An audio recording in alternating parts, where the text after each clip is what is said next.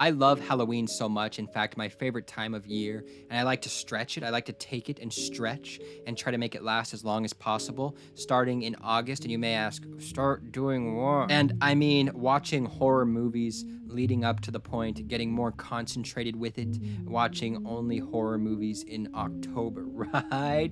I just love the atmosphere, and it's just always sad once it's over. So, over the years, I've been really trying to find those certain movies that capture a Halloween atmosphere. Halloweeny, I say, Halloweeny vibe. Halloween movies. Let's explore them. The ones that have become annual watches. And I'll tell you, there are some givens. One, Hocus Pocus. Two, the Halloweentime movies, 1 through 3. I don't do the Sarah Paxton one. I don't do that. In fact, I've never seen it. I won't. We go up to Halloweentown High, and that's when the line is drawn. That's my Marnie, okay? Also, the original Halloween, House of a Thousand Corpses, because it captures, the scene with babies singing. That scene I can replay. I can replay and I can replay, and it will be playing in the background of my Halloween jamboree. If I ever do have one, it will come on rotation multiple times, okay? And a continuing series this will be leading up to Halloween.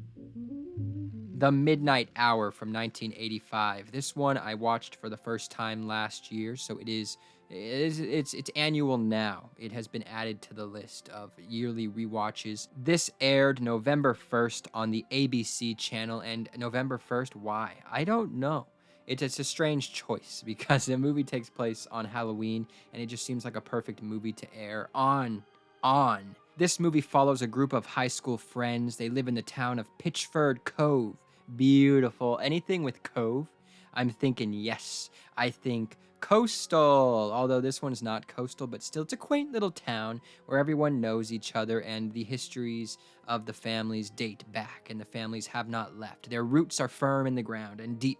And this movie takes place completely on Halloween, starting in the morning in the town square. You can see it's beautifully decorated, and that is the vibe that I want. Anyways, the main quality in Halloweeny movies for me is a decorated town square, a decorated classroom, a decorated house. Leaves, orange, yellow, right? No, correct. And that's what this movie has. This movie feels very hocus pocus in a sense that, well, one, the movie opens in a classroom where they're talking about a lecture on the history of Halloween and the witches of the early days of this town. And it's cool because the characters in this movie are in this main friend group. The one girl, her great-great-grandmother was the prime witch that started this curse on the town years ago that unleashed all the dead from the graves, and only one person was able to stop them, and that was the witch hunter guy, and he is the great-great-grandfather of Phil, the main nerdy character of this movie. They head to the old cemetery and they recite some lines, and they think, that was dumb. Nothing happened. Let's go party. There's a Halloween party happening. That is the big event of this Halloween night. They're not kids anymore. You see, they're in high school and they want to party. But Phil feels like something is awry. Something's not correct. We should not have done that. History will repeat. And it does. So the dead rise from their graves. They seep into the town. We've got families chilling at home while the kids are out doing their thing. It's just this very cozy small town vibe with zombies walking around. Is it a costume? Is it not? No, they are out for blood, and they do kill. That's the thing here. They want to infect and spread the curse. There are zombies, there are vampires, there are werewolves. There is a Sandy. She is a fully intact cheerleader, 1950s form, okay? And you would never know that she rose from a grave. She is preserved. So Sandy and Phil team up to take down this curse before it's too late. And something that rules so hard in this movie is the soundtrack. And it's that situation where it was in a time before it was difficult to acquire songs. So we've got songs in here like In the Midnight Hour, of course, Bad Moon Rising, Little Red Riding Hood, Baby I'm Yours. Okay, we're talking back to the 50s for Sandy. How Soon Is Now, Sea of Love, Clap for the Wolfman, Sea of Love once again in a different version. We've got Del Shannon and Phil Phillips. But the musical moment of the movie comes in the form of Get Dead, which is an original song made for the movie with a dance number, and it's sung by Sherry Belafonte Harper, who plays Melissa. It's just extremely fun, and it's a little bit scary, you know, for like if a little kid were to have watched this, they maybe would have gotten a little bit scared. I definitely think this is something that should have gotten the Halloweentime or Hocus Pocus treatment when it comes to showing annually on TV, because it's a lot of fun. I just have a feeling that it's some rights thing with the music, because that's a ever-growing issue. It had a short VHS and DVD run, and it's very hard to find, but it is free to watch on YouTube, uploaded in different forms. It's not bad, and honestly, it adds to the movie, the quality of it. Everybody should try it. Get dead. Get on, don't fight it. Everybody's gonna buy it. Get dead. I'm dead, you're dying. Everybody should try it. Get dead. I'm dead, you're dying. Everybody should try it. Get dead. The WNUF Halloween special from 2013, directed by Chris LaMartina. So this movie presents itself as a recording of a Halloween special from 1987, complete with local news station hosts, commercials, and a Halloween special that follows a news reporter going into a haunted house. The Halloween special follows news reporter Frank Stewart as he enters the Weber house for a night of Ouija board ghost exploration. And joining him are paranormal investigators Luis and Claire Berger, who are definitely like the Warrens from the Conjuring movies. That's what they are modeled after. So the main story that runs through this movie isn't absolutely amazing on its own, but it's everything around it. It's these authentic feeling local 1980s commercials that are happening throughout. And some of these commercials are made from actual footage from the 80s. Some of them are new, but recreating that look. The local commercials are weird. There's like cash for candy, dentist commercials, Halloween themed commercials, you know, the local pumpkin fair. And I love it so much. And it was created as a love letter to VHS and public access TV. And just to imagine a family curled up after a night of trick-or-treating and watching this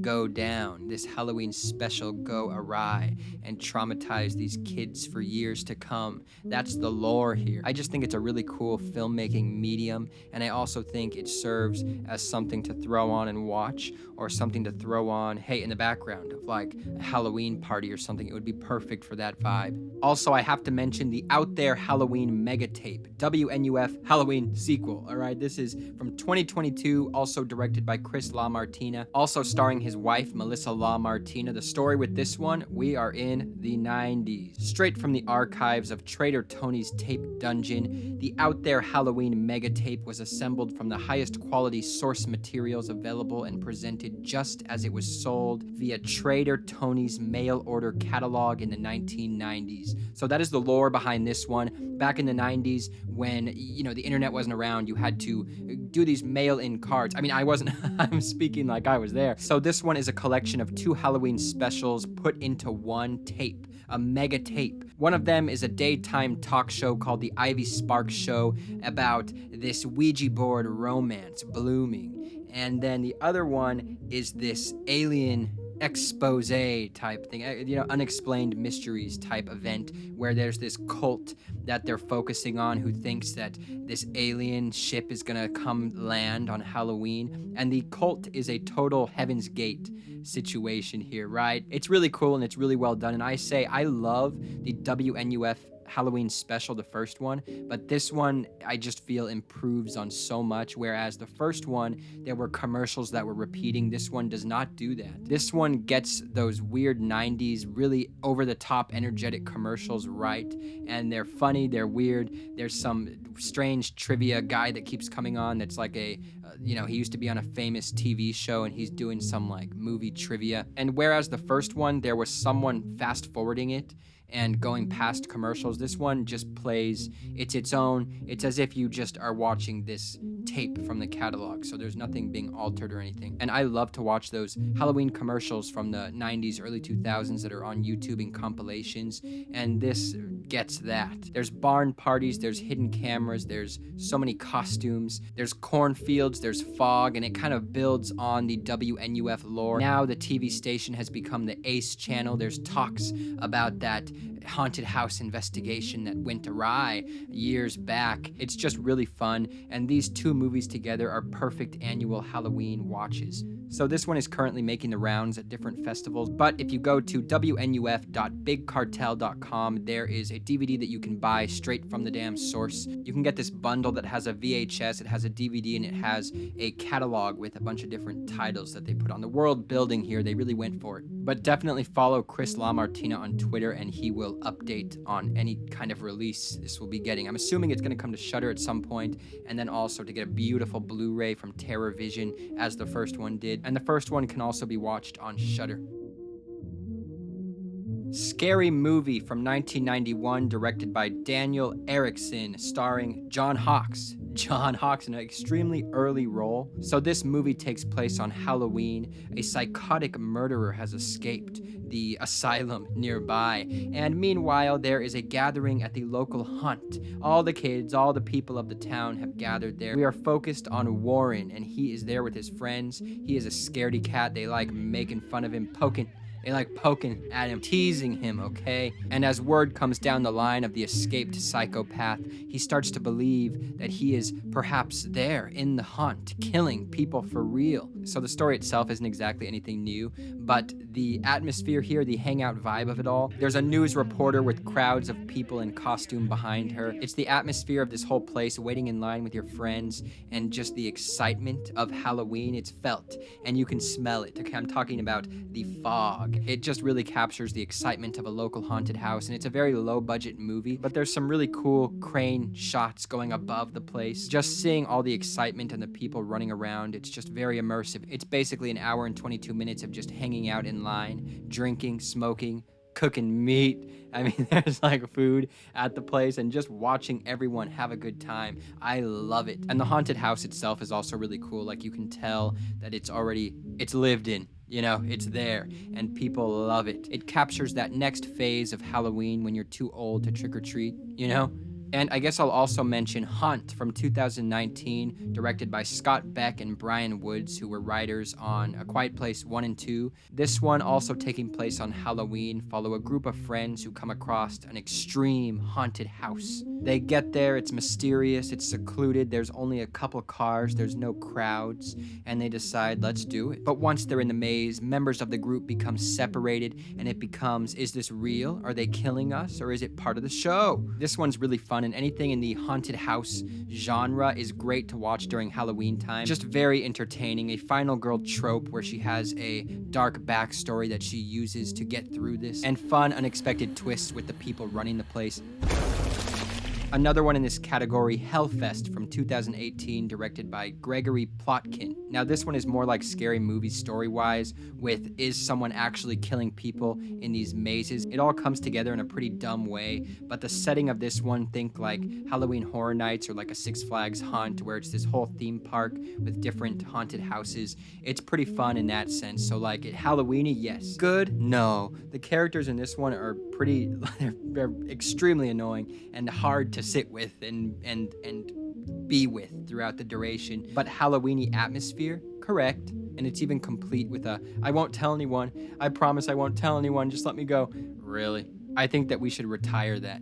Keeping with the theme, The American Scream from 2012, directed by Michael Paul Stevenson. This is a documentary that follows 3 different households as they prepare their hunt out of their house, their backyard, right? In this small seaside Massachusetts historical town. It follows them from the beginning of October up until the party. One guy builds his life around his haunts, and he dreams of opening a bigger, more serious one someday out of home. And then there's another family that does it just for his legacy, for the memories with his kids. And then there's a father and son duo who just do it for the damn fun because they love doing it. And there are some moments with them that are just absolutely amazing to watch. They are the highlights of this movie. It was reminding me of American Movie a little bit, some of the iconic dialogue between them. And where does it go? It goes up to the ceiling. And what about the other way? It just doesn't disappear into oblivion. Here it is. I found it. My God. We go through the stress of planning, through the stress of building, and through the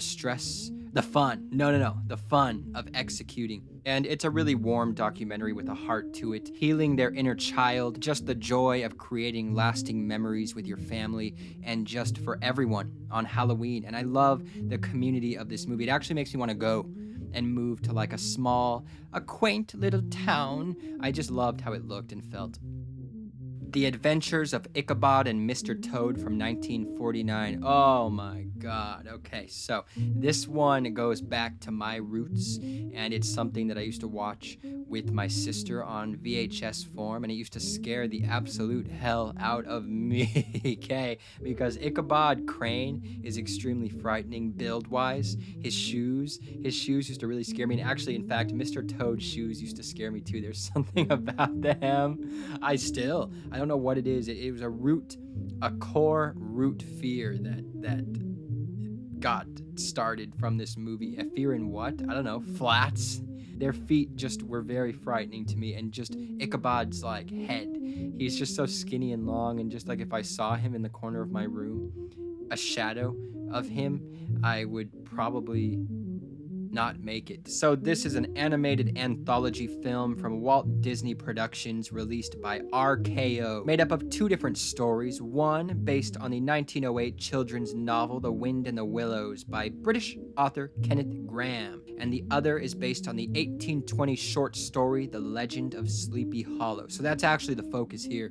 That is the one to watch. And oh, the atmosphere set up here. It does this really cool thing that you see a lot with like title sequences in 1940s, 50s movies where a book will open. And in this case, it actually comes out of like the library shelf, and I love it. It's kind of floating. And it's also narrated by Bing Crosby, and he is singing throughout this. And there was actually an album released alongside the movie. A small village, a beautiful barn party, or like a farmhouse party, and that is it.